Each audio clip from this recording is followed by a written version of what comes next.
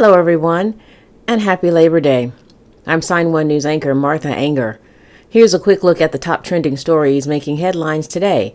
If you post an interesting comment about this update, we may add it at the bottom of the screen.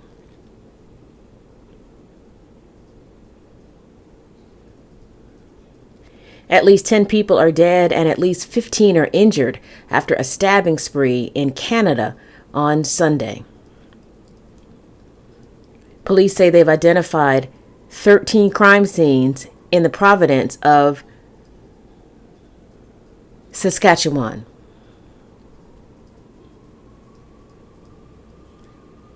Police say the attacks happened in the communities of James Smith Cree Nation and Weldon. Some victims appear to have been targeted, while others are believed to have been attacked randomly. A manhunt has been underway overnight for these two suspects.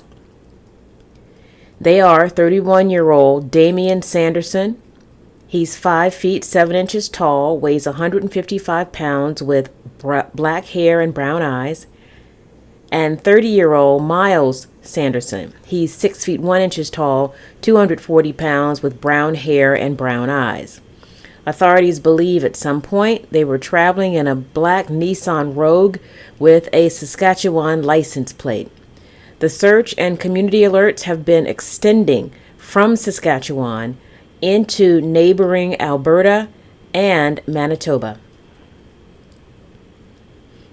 Residents in Jackson, Mississippi are still living a nightmare and are in desperate need of safe, clean drinking water. The city has been under a boil water advisory since the end of July after the main pumps at the water treatment plant were severely damaged. Then heavy rains and flooding came. That led to a chemical imbalance at the plant.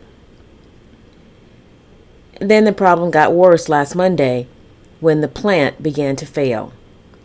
Roughly 150,000 residents are being forced to buy water or rely on bottled water pickup sites for water to drink, cook, and brush their teeth. Right now, FEMA is providing assistance to help increase the water pressure.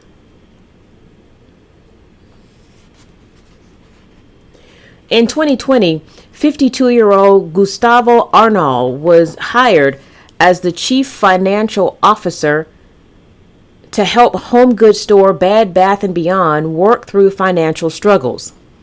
But last Wednesday, the company announced major layoffs and hundreds of stores closing due to 26% slump in shares.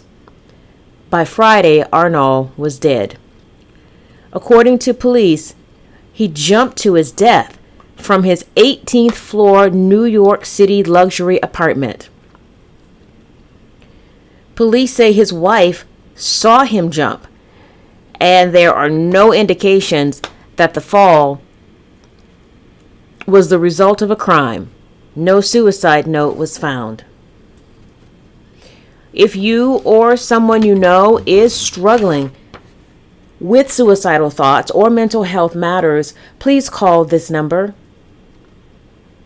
988 is the new National Suicide Prevention Lifeline number. You can also go to the website 988lifeline.org and click on the Deaf and Hard of Hearing tab. Former President Barack Obama just added another award to his resume. He is now an Emmy winner. At the Creative Arts Emmy Awards on Saturday, Obama won for Outstanding Narrator. His voice was used in the Netflix documentary, Our Great National Parks. His production company, Higher Ground, actually created the 5-part series that focuses on U.S. national parks and wildlife around the world. And he's now halfway to becoming an EGOT winner.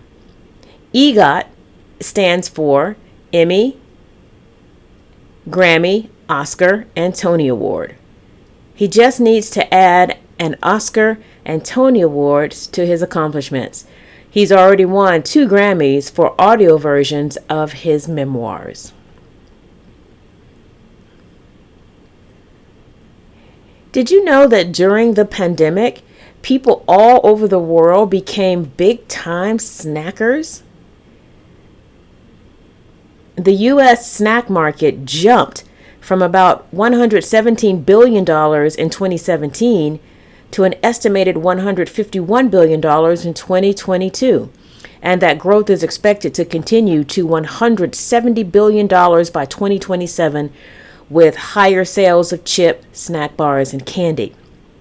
Snacking has become a global trend too, with 64% of consumers saying they prefer to eat smaller meals and replacing at least one meal with snacks.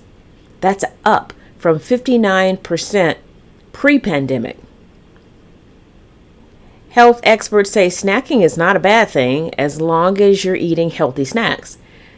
But they remind consumers that ultra-processed foods like sodas, chips, candy, ice cream, sweet breakfast cereal, hot dogs, and French fries have been linked to cancer and early death.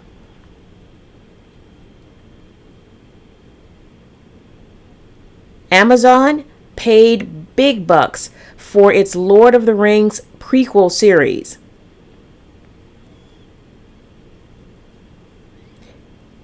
And the investment seems to be paying off. 25 million people worldwide streamed the new series, The Rings of Power, on the day it was released. According to Amazon, the series is now Prime Video's biggest premiere ever. The Wall Street Journal reports production costs range between $715 million and $1 billion. The first 2 episodes are out now, with the full 8 to be released roughly through October 14th. And a reminder to everyone, September is National Preparedness Month. It's designed to raise awareness about the importance of preparing for disasters and emergencies that can happen anytime. For people with disabilities and their families, it's important to consider individual circumstances and needs to effectively prepare for emergencies and disasters. Please take a look at this important video from the Federal Emergency Management Agency, FEMA. If you have a disability, it has everything you need to prepare for an emergency. So save it in your browser so you can find it quickly when you need it.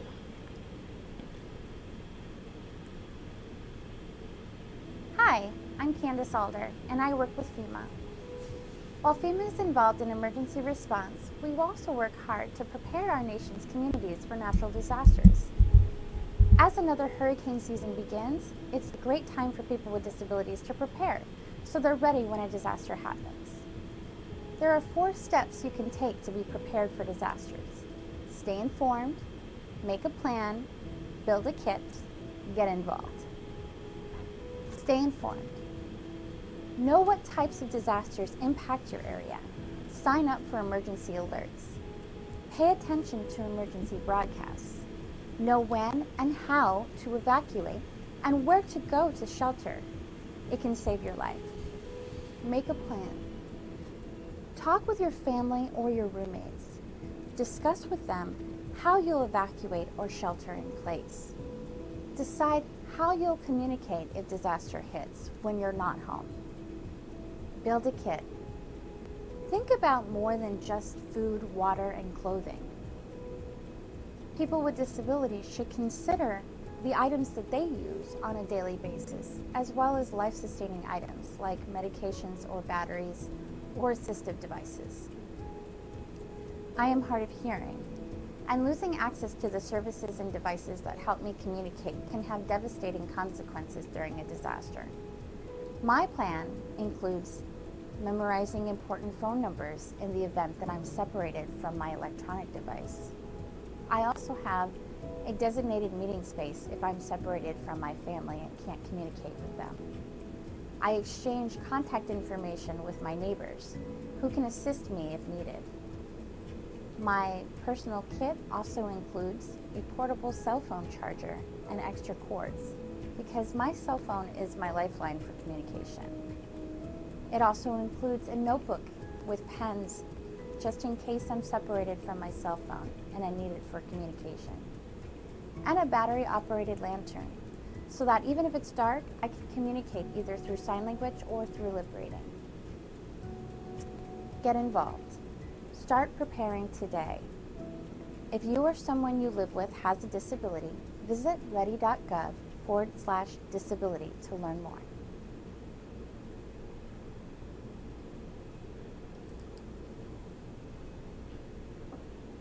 And that's all for today. Sign1News will be broadcasting updates Monday through Friday. And a reminder, the Sign1News Saturday virtual team is still taking a break for the summer, but we will see you again in the fall real soon. A big thank you to our Sign1News app supporters. You help make this broadcast happen. You can download the Sign1News app by heading to the App Store or Google Play Store on your smartphone. And you can also watch on Apple TV, Amazon, and Roku.